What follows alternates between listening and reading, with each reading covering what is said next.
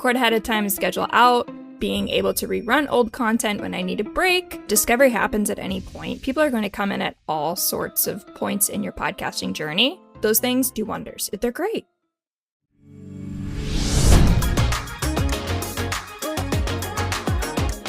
Hey everyone, and welcome to the Headliner Podcast. We're your hosts, Nicholas and Alyssa, and we're here to keep you in the loop on everything happening within podcasting and share what you can do to promote your show.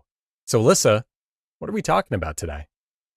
Yes, today we're actually going to be talking about how to prep for a pod break, which this is not pod fade. That was a episode that we did, not last week. The last episode we did, that's what it's called. And we've kind of spoke on this in a similar vein, but it was more like, hey, this is how you prep for like the summer slump, which if you're interested in learning more about like summer related podcasting activities and that type of listenership and podcasting breaks specifically during summer, you can check out the full episode, Navigating the Summer Slump, Strategies for Podcasters Looking to Take a Break. All that to say, kind of similar to what we're talking about today, but a little different. Yeah, that one's summer themed. This is our little evergreen hiatus video. So, yeah, I mean, I'm really curious to hear about this. And first, I think we should just say, the really obvious thing, address the elephant in the room. It's okay to take a break. Take a little pod siesta. Why don't you? Nothing wrong with that. It happens to everybody. There are a multitude of reasons you can do it. It could range from wanting to shake up your creative strategy. Maybe you want to do a soft relaunch of the show. You're tweaking the format, you're changing the artwork, all of those little things. That stuff takes time, and it's totally okay if you need to take a month, 2, or dare I say 3 to figure that stuff out.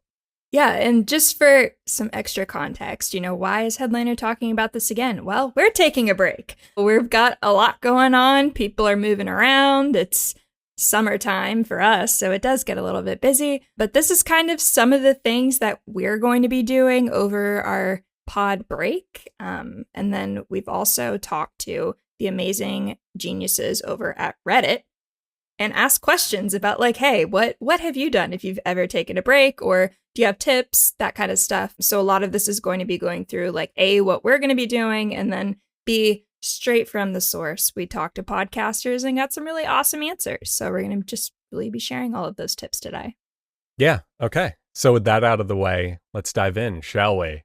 The first thing you can do when it comes to taking a break from podcasting is, and this is a hot take because I guess it technically isn't a break.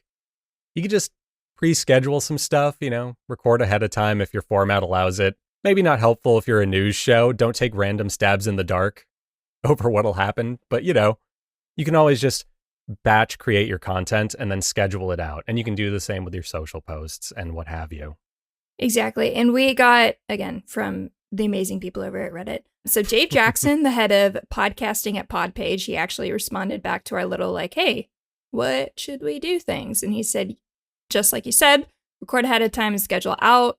Direct quote, you're giving your audience an opportunity to fill the spot in their routine. So if you don't have something about your show coming out like during your break, there is kind of that opportunity for you to maybe fade out a little bit, not be as top of mind. But there's so many things you can do outside of just mass creating podcast, which, sometimes you're able to really think about a break and be intentional about the timing. Like some people kind of schedule out seasons, so they'll only podcast for 6 months. They'll have 6 months off. So you can really kind of plan ahead and do that kind of stuff. If you don't have the bandwidth, though, that's all that to say, just like you said, like don't freak out. You don't need to go and try and rush 10 episodes, quality over quantity here. But you can, exactly like social media, just anything to kind of let people know like, hey, your podcast is still around. It's just like not actively producing new stuff at the moment. Yeah. And I know one of the things we'll talk about in a sec, so I'm just going to jump and bring it up, is you can always go with old episodes, even if your show allows for that format. You could do the kind of time-tested television idea, right? Which is, hey, back in the day, networks would produce 22 to 26 episodes of television. That would happen over half of a year. And then the other half of the year was the time where you might just get reruns of old episodes. You would just go through the season again as people take a break or they plan the next season. You can do the same exact thing with podcasting, especially if you're like an information-based podcast that is a little more evergreen, or you're a narrative podcast where people will need that reminder when you come back anyway. So you may as well just give them the reminder in your absence. Yeah. And we got another great little tip from somebody over at What the Hell Pod. They commented back. They said one of the perks of having a 600 episode. Wow. That's crazy. Good for you. Love that. You could run a rerun every day for almost 2 years, by the way, with that kind of backlog. Yeah. Like, props to you. That's amazing. But they said is being able to rerun old content when I need a break. Understandably so. I cut some quick intros saying it is a rerun and publish them as new episodes. So you can even do like a minute little, hey, da-da-da-da-da, kind of riff, tack it on to an old episode or recut. I know some people, your podcasting style changes over time. You can kind of listen to your back catalog and be like, oh, I did not love episode number 3. Guess what? You can cut it differently and kind of see what you like, what you don't like, and make it new, but not remake the wheel or rebuild the wheel. I don't know. Respin the wheel? I don't know. Yeah, it's one of them. I'm tired. Reinvent. It's yes. Reinvent. Okay. See, this is the opportunity for me to say, do you want to do a clean read of that so that in a year or two, when we rerun this episode, I can make that edit? No? Okay. It's fine. It's fine. That's cool. That's on you. But no, you're very much right. Like, if you do want to do that, if you want to get your reps in and continue to edit something during your hiatus, you can go back and do like little tune-ups on episodes. I actually did this in the past. I had a podcast episode that was like way too long for its own good. It was maybe like 2 hours long. And I came back to it like 5 years later, just curiosity's sake. I cut it down to 1 hour, and it's like one of my favorite edits I've ever done now, because how do you go from 2 hours to 1 hour and still make it feel lucid? Especially when it's me.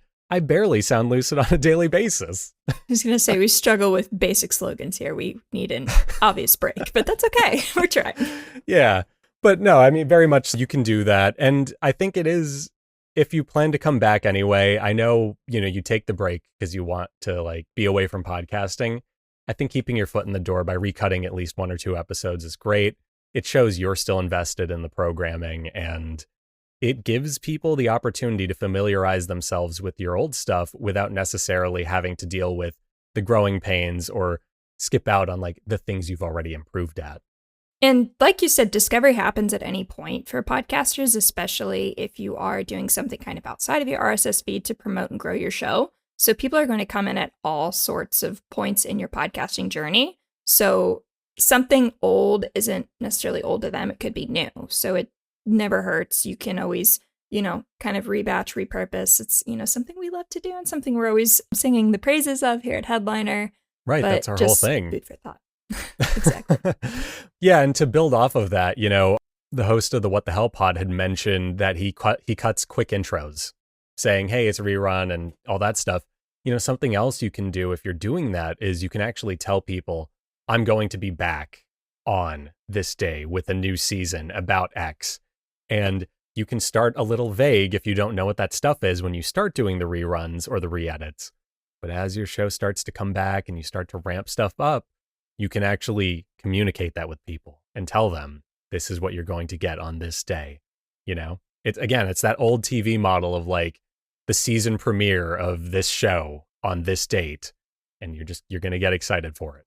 It's like me with House of Dragon right now. I'm just waiting and watching.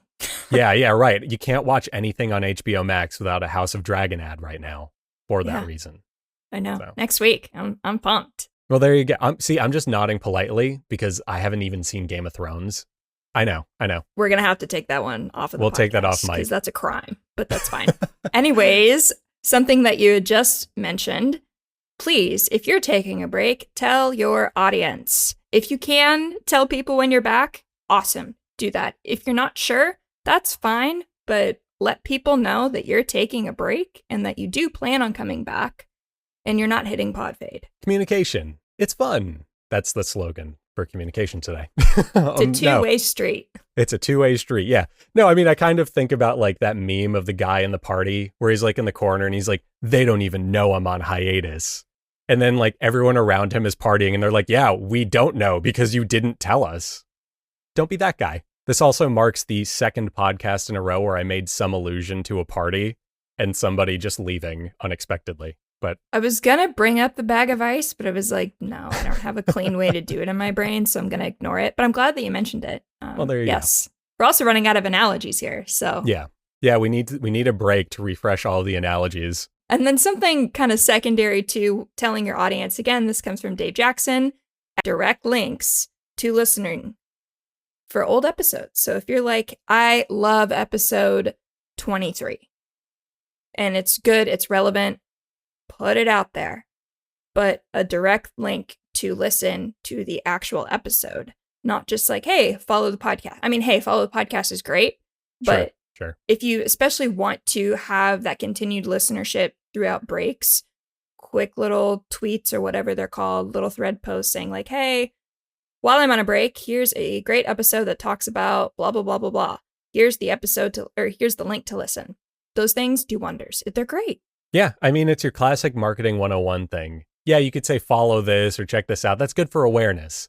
But if you want to go beyond awareness and get the actual conversions, you need specificity, and you need to do it with as little friction to the potential listener as possible. So, yeah, I mean, I think that's great advice overall. And just keeping an eye on the space during your hiatus. If something happens in your specific niche that is related to your podcast or could be related to your podcast, go ahead.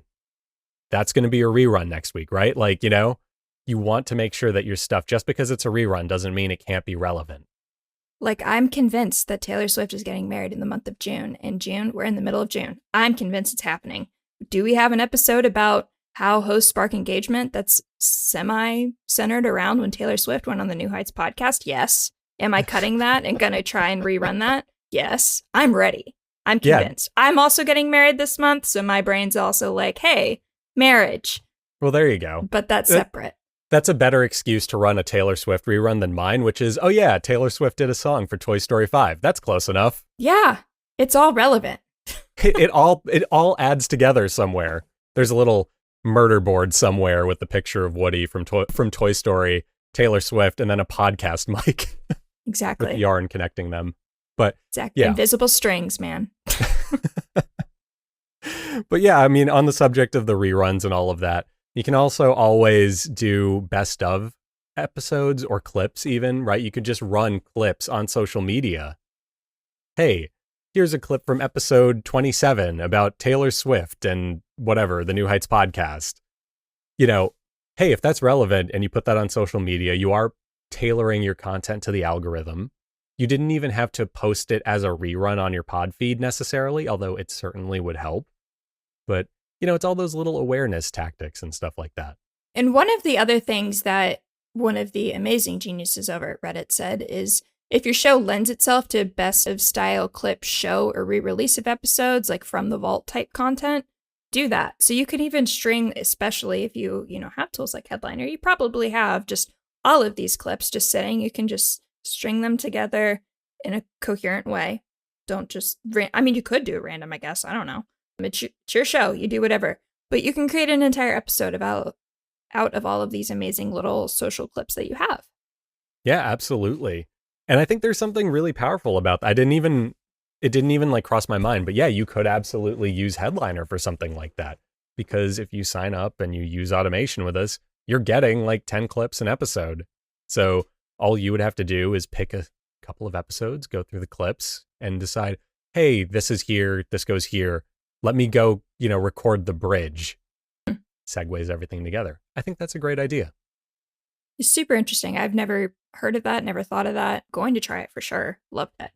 Yeah. But great tip, podcaster from r/podcasting Reddit. Great job. We've been shouting them out a lot lately, haven't we? They're just so friendly. Reddit. I'm in Reddit all the time. I know you're chronically online. I know you like Reddit. You just don't talk about it as openly as I do. Yeah, okay. I'm a closet Redditor. If I just told people I use Reddit, I'd get worried they'd cross the street when they see me walking by. On that note, I mean, I think the main gist of what we're getting is communicate this with your listeners. Go with reruns. Re-edit episodes if you need to. Don't be ashamed of the fact that you've put time into your podcast. Go back into that well and dig around in it. Find the things that work. One of the things that I think is really cool is, I've seen this happen a few times, and I think I've tried to do it a few times, is people will record a podcast and maybe it doesn't work for some reason. Maybe there are technical difficulties, or maybe they felt like they didn't quite nail the discussion the first time, so they went back and they re-recorded or reshot it. If you have the original recordings, maybe that's something you could put out during your hiatus. Hey, here's an alternate version of this episode. We talk about a few things differently. If you want a refresher, this is brand new content that'll give you exactly that. You know, I think that's a great idea. We see this in music all the time, right? There's a Prince album coming out in like a month or two that's nothing but like unreleased tracks from his vault. And it's the coolest thing because you get to go in there, and if you're already invested in the person, the podcaster, the musician, the whatever, you get to see this other side of them, and you get to see something familiar. But again, it is different, and it might give you just that new spark of hearing something new. Yeah. So keep going. Sorry, my brain just... No, you're good. I mean, that was the point I was making. It was beautiful and it was lovely. I just don't have any follow-up because it was just it was on the money. Yeah. It was, exactly. Some things, kind of that Headliner's going to be doing. I'd mentioned that we're going on a break. We're going to be trying new things. So I'm going to try and edit some things. Ooh, crazy. Fun. So some styles might change. We're going to try a couple of things. We're going to do some lovely tests like marketing people love to do just to see what happens. So we're going to try a couple of things. Hopefully, we're planning on the podcast being back mid-August of 2026. So kind of a 2.5 months, I think, break. Yeah, something like that. That's what we're shooting for. We're probably going to come back with some more stuff on paid podcast promotion. So right now, we're very much like all general things you can do to kind of help market and grow your show. Obviously, we lean a little bit more into kind of the video space. We've talked about it a lot. We're still going to talk about it a lot because it's great and it's wonderful and it's relevant.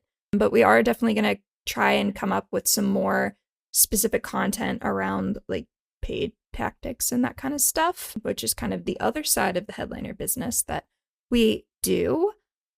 So yeah, that's about us. We're going to be active on social. You're going to still see our lovely faces on some clips, whatnot. We also have just a ton of stuff happening this summer. So we have a really cool announcement coming in a couple of weeks that I'm so excited and can't wait to share with everybody. It's so awesome. Genuinely very cool stuff. It's pretty cool. So just stay tuned. Follow Headliner on social media at YouTube at Headliner app, headliner.app. There's a couple of different variations depending on social media platform, best practices, and what they allowed me to put. Well, here's the super quick best practice that we just shared. Put the handles in the show notes. Nice and easy, right? Or I guess you could also just visit our website, headliner.app, and then there will be the hero or the social plug buttons on a corner somewhere. Also can do that. We've put those links everywhere and changed them too, because everybody loved when I said we should try and make it all consistent. Yep. And it was fun. And then we get to find every single link. With that in mind, I mean, I think that brings us to the end of the episode. The overall point, pod breaks happen. Nothing personal. It's cool. It's an opportunity to come back with a new strategy. If you're a sports person, every team has a rebuild year. And as a Mets fan, I'm taking that one to heart because it feels like one. But, not the Knicks, though. I don't know if you care about that. I do. They have my name, Alyssa. Come on now. Duh. I can't not be a Knicks fan. I live within the vicinity of New York City and share a name. Okay, with that out of the way, thank you to everyone for listening. Yeah, check out our socials. Take that little pod vacation if you want to. Lay on a pod beach, get a pod tan, read a good pod book, all that stuff. And we'll catch you in the next episode when we're back